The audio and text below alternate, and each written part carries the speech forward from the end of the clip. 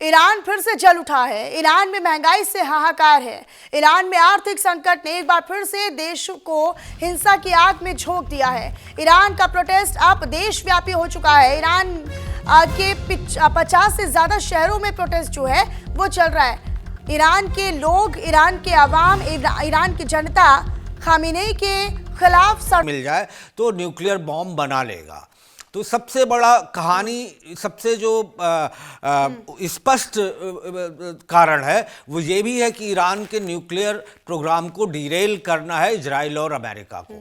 उसके बाद अब ये बात बढ़ते बढ़ते यहाँ तक पहुँच गई है कि millions of protesters are on road और वो खमेनी के खिलाफ लगातार प्रदर्शन कर रहे हैं। मारे गए हैं लोग। सर रत्नेश जी, मैं माफी के साथ आपको रोकती हूँ। एक रिएक्शन में काजमी साहब से भी ले लेती हूँ इसी को लेकर। काजमी जी, इस धमकी को आप किस तरीके से देख रहे हैं? अब अमेरिका साफ शब्दों में, हालांकि बार बार दोहराया जा रहा है कि प्रदर्शनकारियों पर अगर कुछ हुआ, उनको कोई चोट आई या उन पर कोई हमला किया तो फिर अमेरिका तो सीधे तौर पर इंटरफेयर करेगा, डायरेक्ट वे में इंटरफेयर करेगा। बिल्कुल, अमेरिका इसी तरह से दखल दे रहा है और उनकी मर्जी बिल्कुल साफ है कि वो किसी तरह से भी वहां की हुकूमत को गिराना चाहते हैं, जो पूरी दुनिया की, उस पूरे इलाके की सियासत में उनके लिए रुकावट बने हुए हैं। तो ये उनका एक पर्पज है। मैं जो अभी तक हमारे साथी ने बात की और आपने भी कुछ बात की, मैं एक चीजें जरा बीच में बताना चाहता हूं। एक तो आपने कहा रत्नेश जी ने कि वहां खुलेपन की कमी है। अब ईरान में हिजाब के लिए, खासतौर पर लेडीज के लिए कोई टोका टाकी नहीं है। अपनी मर्जी से जो हिजाब रखना चाहे वो हिजाब रखे, जो ना रखे ना रखे। ये बात बिल्कुल तेहरान से आप आज की वीडियो निकालेंगे आपको मालूम हो जाएंगी। एजुकेशन के बारे में कहा कि लोग एजुकेशन हासिल करना चाहते हैं। ईरान में इस्लामिक रेवोल्यूशन के बाद अब कम से कम 60% स्टूडेंट्स हैं यूनिवर्सिटीज में जो लड़कियां हैं। और जो पिछले दिनों इजराइल के खिलाफ जो ड्रोन ऑपरेट कर रही थी, मिसाइलें ऑपरेट कर रही थी, वहां लेडीज आर्मी थी, उसकी तस्वीरें आई थी बाकायदा। तो ये कहना कि वहां तालीम नहीं है, एजुकेशन नहीं है, अगर एजुकेशन ना होती तो वो ऐसे हथियार ना बना पाते जो इजराइल और अमेरिका भी नहीं रोक पाए और इजराइल पर बाकायदा हमले हुए। तो दूसरी बात, आयतुल्लाह खामेनेई के बारे में आपने कहा कि वो छुपे हुए हैं।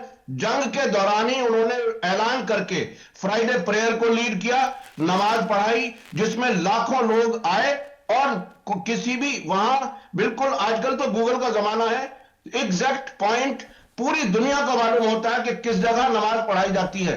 अब वहां उन्होंने बाकायदा ऐलान करके नमाज पढ़ाई और अमेरिका की या इजराइल की कोई हिम्मत नहीं हो सकी कि वो आयतुल्लाह खामेनेई को टारगेट कर सके। तो वो छुपे हुए नहीं है। ठीक है, एक लास्ट रिएक्शन 30 सेकंड में। सर, क्या आप इसको 1979 के पहले जो सिचुएशन थी अमेरिका में शाह के रजाइम में, उसके साथ कंपेयर कर सकते हैं? खोमेनी का शासन किसी भी कीमत पर नहीं कर सकते।